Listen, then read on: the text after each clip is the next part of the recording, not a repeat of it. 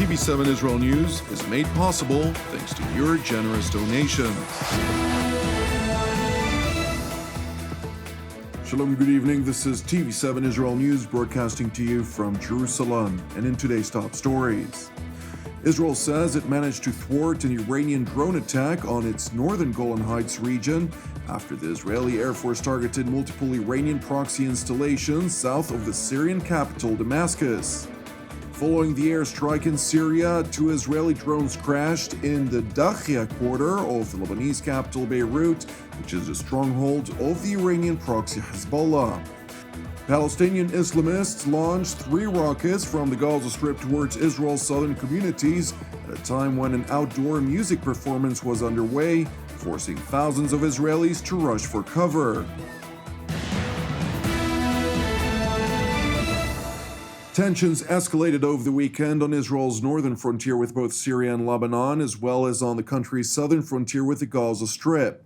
Informed Israeli intelligence officials told TV7 that in response to Israel's alleged bombing of multiple Iranian proxy installations in Iraq, the Islamic Revolutionary Guards Quds Force, Iran's most elite extraterritorial operations unit, received directives to plan and execute a retaliatory attack against Israeli targets on the Golan Heights by means of unmanned aerial vehicles armed with explosives.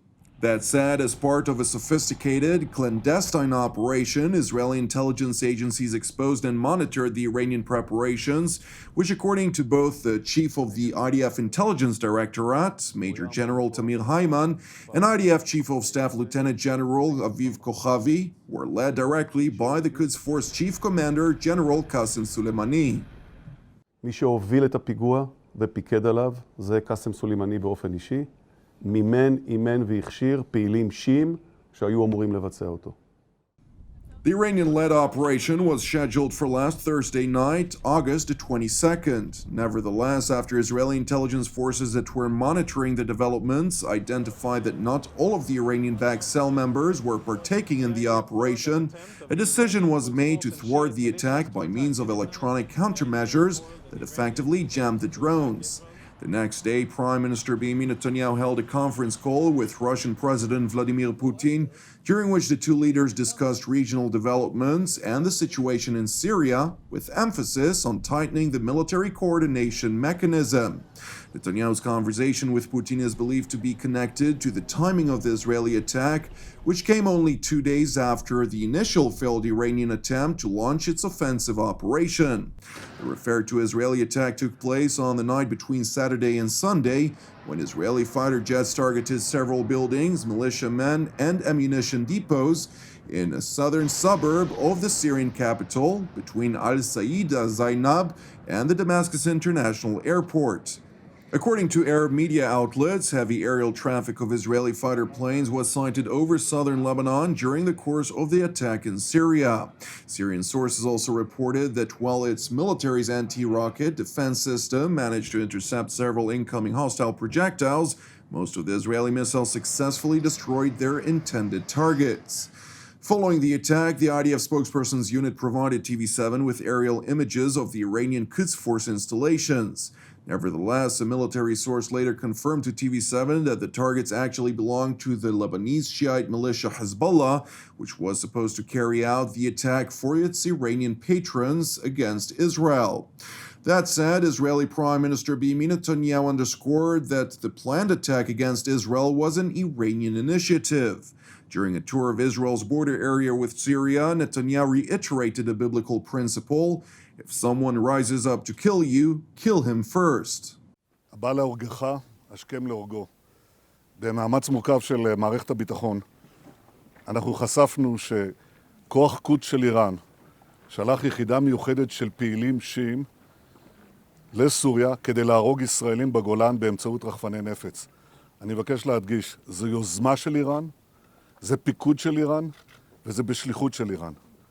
בהחלטה נועזת ובפעילות מבצעית ומודיעינית מושלמת של צה"ל, אנחנו הקדמנו אותם וסיכלנו את הפיגוע הזה. מנענו פיגועים קשים. Prime Minister Netanyahu also seized the opportunity to declare that henceforth, Israel will expose any Iranian attempt to target the Jewish state in efforts to expose Tehran's true intentions. Following the airstrike in Syria, an Israeli spy drone crashed in the Dahiya quarter of the Lebanese capital Beirut, which is the stronghold of the Iranian-proxy Hezbollah. According to several reports, the Israeli drone was downed when bystanders managed to strike it after hurling stones in its direction. A Hezbollah official confirmed the incident. He further noted that when a group of Hezbollah operatives had gone to collect the pieces of the Israeli drone, another unmanned aerial vehicle arrived at the scene and crashed into the incapacitated drone, causing a blaze in its vicinity. The IDF spokesperson's unit refused to respond to this report. Several hours after the incident, however, Hezbollah Secretary General Hassan Nasrallah vowed that henceforth, any Israeli drone that enters Lebanese airspace will be shot down. During a Hezbollah rally that commemorated the organization's operational gains in Syria during 2017, Nasrallah referred to the drone incident in Beirut as a breach of the presiding understandings with Jerusalem. As such, the Hezbollah Secretary General directed a message to Israel's military in which he vowed to launch a surprise attack against the Jewish state in the near future. أنا بقول للجيش الإسرائيلي على الحدود من الليلة وقف على الحيط على إجر ونص وقف على الحيط على إجر ونص وانطرنا يوم 2 3 4 انطرنا. Nasrallah also announced that the two operatives that were killed in the Israeli bombardment in Syria were members of Hezbollah. In response, Nasrallah underscored that any attack against Hezbollah in Syria will be met with retaliatory attacks from Lebanon. إذا قتلت إسرائيل أي من إخواننا في سوريا نحن سنرد على هذا القتل في لبنان وليس في مزارع شبعة. Separately in Lebanon, Arab media reports have alleged that Israel conducted yet another aerial raid against an army base of the Popular Front for the Liberation of Palestine, which is situated in the Lebanon Valley near the Syria border. While no injuries were reported, extensive damage was caused to the property. It is important to note that this army base is the general command of the internationally recognized terror group under the command of Ahmed Jibril. It is one of the few Palestinian organizations that supported the Assad regime from the beginning of the Syrian civil war. As such, it conducts operations in both Syria and Lebanon. Meanwhile, in Israel's southern frontier, Palestinian Islamists launched 3 rockets from the Gaza Strip toward Israel's southern communities. The rocket trajectory was in the direction of the city of Sderot, at a time when an outdoor music performance was underway. The rocket alert sirens forced the thousands of Israelis attending the concert to rush for cover. Thankfully, no serious injuries were reported, as 2 of the rockets were intercepted by the Iron Dome anti-rocket defense system, while the 3rd projectile landed in an uninhabited area.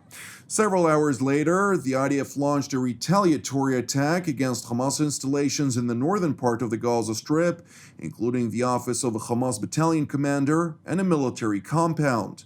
The IDF spokesperson's unit underscored in a statement that it will continue to operate against attempts to harm Israeli civilians, while further reiterating that it holds the Hamas terror organization accountable for events transpiring in the Gaza Strip and emanating from it.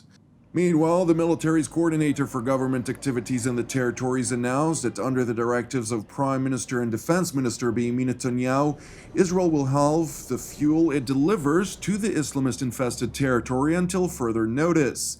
In response to this decision, the Islamist Hamas organization warned that it holds Israel responsible for the consequences of reducing fuel shipments to Gaza's only power plant. That said, it did not elaborate on possible retaliation to the Israeli decision.